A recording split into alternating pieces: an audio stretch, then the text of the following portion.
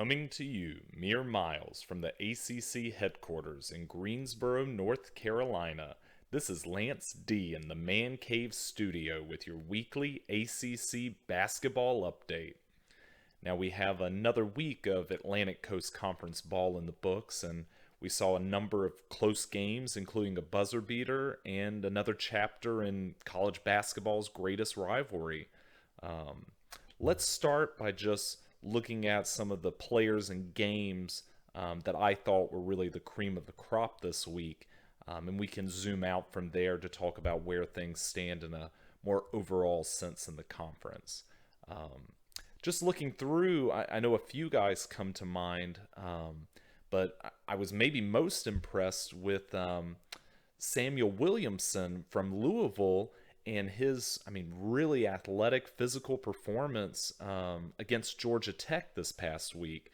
He helped lead Louisville to a win over Georgia Tech on the road. Um, Now, this was Louisville's only game of the week. Kind of felt strange as they played right at the start of the week on Monday, I believe. Yeah. Oh, you know what? That game was actually at home for Louisville. Yeah, it was definitely at the Yum Center. Um, but still, a pretty solid Georgia Tech team that certainly had some good games this year, and Louisville just overwhelmed them. Williamson playing a big role in that. He finished with 20 points and 18 rebounds in the game. Now this is a guy who's not, 7 feet 6'10". He plays small forward down the court for them quite a bit, but he just proved to be a nightmare matchup for Georgia Tech in this game, flipping back and forth between playing the 3 and the 4 for them. Yeah, it really wasn't that close of a game. I think the final score was Louisville 74, Georgia Tech 58. But yeah, Samuel Williamson takes a big role in that victory for them because it's a guy who's averaging single digits in points per game and rebounds per game. I think he might be averaging 9. He might have 10 points per game, but still, you're not expecting 20 and 18 out of him, even on his good days. But apparently, he's got that in his pocket. So congrats to that young man. I'll give an honorable mention as well to Pittsburgh's Xavier Johnson. He had a really solid showing, leading the Pittsburgh Panthers to upset Virginia Tech this week. Johnson ended with 32 points and 7 assists to go with that, helping Pittsburgh get the home win there.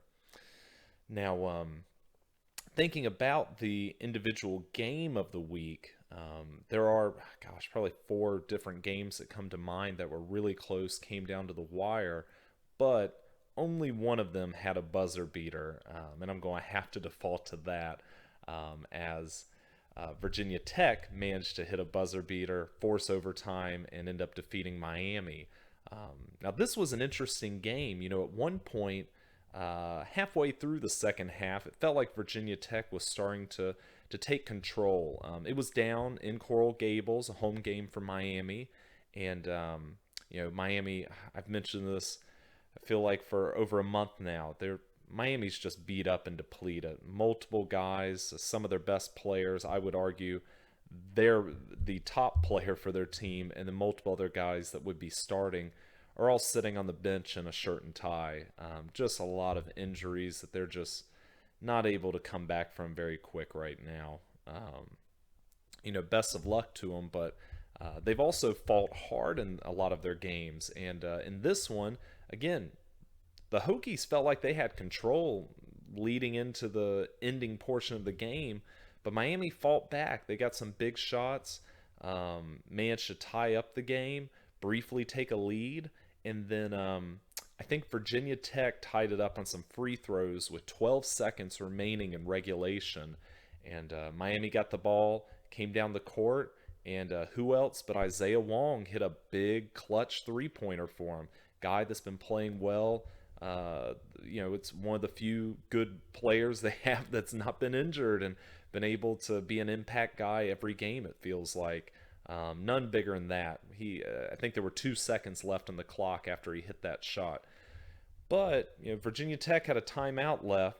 managed to get the ball down their side of the court, and from an inbounds play following that, just had a wide open three. I mean, he's falling away. It's a good step behind the 3-point line, but is a decent shot when you don't have much time on the clock. And sure enough, he switched it home. I mean, it looked sweet from the moment it left his hands. So yeah, Virginia Tech managed to force overtime, and in OT, Miami could just not buy a bucket. Now, that's not to say Virginia Tech scored a lot either.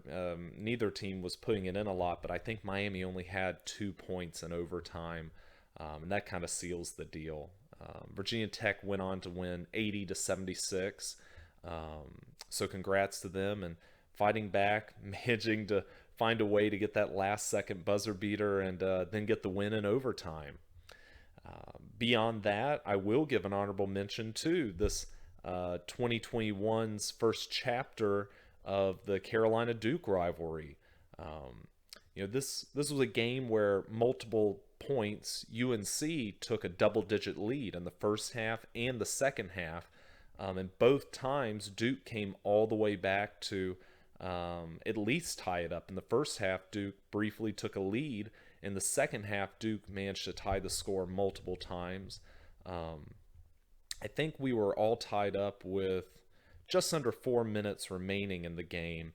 UNC goes on a little bit of a run, but then Duke fights back in the last minute and a half. And with 17 seconds left, it is a 1-point game. At Cameron Indoor Stadium, there might not be any fans, but this is Carolina Duke. This rivalry just does not disappoint. And yeah, it was another really fun finish to watch. Duke was in a position where they felt like they had to foul and put UNC on the free throw line with I guess maybe that was 15 seconds left. Basically fouled right after the inbound, and Leaky Black for UNC missed the first free throw, and you're thinking we may very well see overtime here. And then Black hit a second free throw. Duke gets the ball in. Actually, UNC called a timeout before Duke inbounded it. I remember being surprised by that. But Duke inbounds the ball, gets it down the court, gets some penetration by Wendell Moore into the paint. At first, you think it's going to be a running layup type shot, but he turns back midair with some defenders right on top of him to pass it back out. But I think he got surprised by both the defenders around him and some of the help side that was coming down into the paint. If he could have tossed the pass and missed some of the defenders fast enough, I think he had 2 different guys that would have been open for a 3, but just didn't work that way. He actually came down first and ended up being called for a travel, but he also threw the ball off a UNC player. And I think if there had been no call there, Carolina would have had it. But regardless, they call the travel. UNC inbounds it, and again, Duke manages to force UNC to give the ball to Black, not one of their best free throw shooters, but Black hit the 2 free throws that then puts UNC up 4. So Duke gets a last-second shot for 3, but didn't really feel like it mattered. And UNC gets the first win in the rivalry for the year. So again, another really good game. Didn't have the buzzer beater, but right there in terms of fans watching and being able to enjoy competitive contests. So if we think about where things stand overall in the conference, you still feel like Virginia and Florida State are at the top of the conference. Virginia's at 9-1 in ACC play. Florida State at 6-2.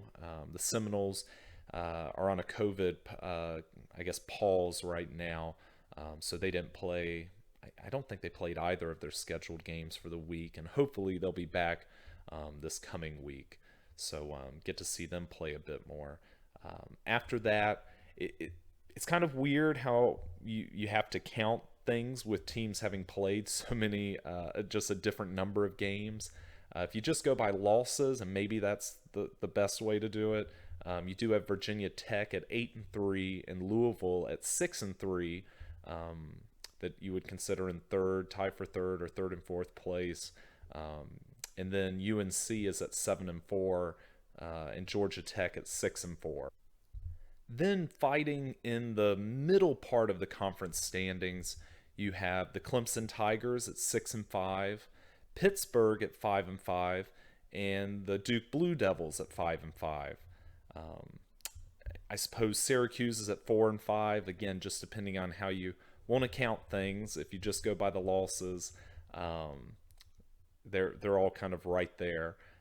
NC State just a step behind that at 4-6. And I'll be honest, it feels like there's a bit of a gap after State, with Notre Dame at 4-7, Miami at 3-10, Wake Forest at 2-8, and Boston College bringing up the rear at 1-7. So yeah, that's where things stand today, February 7th, but we have another month of ACC basketball to come. Let me give you my, let's call it my man cave top 5 power rankings, just where I see things. Certainly, I would say Virginia and Florida State feel like the best two teams in the conference now, and I would put the Cavaliers at 1 and the Seminoles at 2. It's after that, it's a little harder for me. I do feel comfortable about who my next 3 teams are, but I really don't know what order to put them in. I will choose an order, though. I just don't feel super confident that these could flip around entirely. I will say, Virginia Tech is that number 3 team. I know they had a loss that was frustrating at Pittsburgh, but again, you get on the road, there's going to be some tough challenges, and they have a chance with a big game at home this coming week that I'll get to in a minute to really make a statement. But they're at 8-3 in the conference. Played well, gave Virginia their only loss. That's really what I think is putting them into that 3 spot right now. Behind them, I think you have to go with North Carolina. They've won 7 of their last 9 games now. They looked really good on offense after looking really bad on offense against Clemson almost a week ago now. So they're generally trending in the right direction. Racking up some wins, and in about a week they will start a tough stretch, though, for 2 weeks where they'll play a lot of these other top 5 or 6 teams, and we'll really see what they're made of.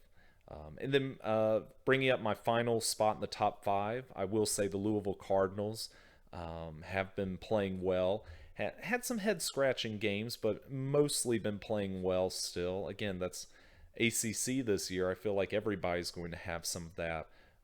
But that's a team that has pieces that you could see, competing against anybody, maybe making a run in the ACC tournament to the championship game. So yeah, that's as I see it right now, sitting in my recliner in the man cave, the top of the conference. If we look forward to the upcoming week, there's a few different games to keep an eye on, but the top one is what I hinted at earlier, and that's when Louisville will be traveling down to Blacksburg, Virginia to take on Virginia Tech. This game's slated for this Saturday at 12 p.m. noon, and it'll be broadcast on the ACC network. Again, both of these teams are fighting right on the heels of Virginia and Florida State for the top of the conference. The winner here is going to continue to be right there and in the conversation for the best team in the ACC, and really keep their hopes alive, or be in a good spot to get a top 4 seed in the ACC tournament. And as you may know, that means a double bye is included. You're basically ushered right into the quarterfinals of the tournament. Get a little more rest, a little bit more time to prepare. You only have to win 3 games to win the whole thing. So it's a big deal if you can finish in the top 4, and the winner of Louisville at Virginia Tech this weekend will have a step up over the other there. Beyond that, I know Duke and NC State are going to hook up on Saturday as well. That should be a good game to see, and also has somewhat of an in-state rivalry edge to it. But otherwise, keep your eyes peeled. There are a lot of ACC games that surprise. I tell people all the time, keep the alerts on your phone for ACC teams, because we're in the middle of the conference season right now. You're going to see some good games and some guys and teams step up that not everybody's expecting to do so. But with that said, don't hesitate to drop a comment below if you have a question, want to dispute something I said. Feel free to give me a like and subscribe if you want to keep up with these as I continue on each week. But outside of that, y'all take care and go ACC.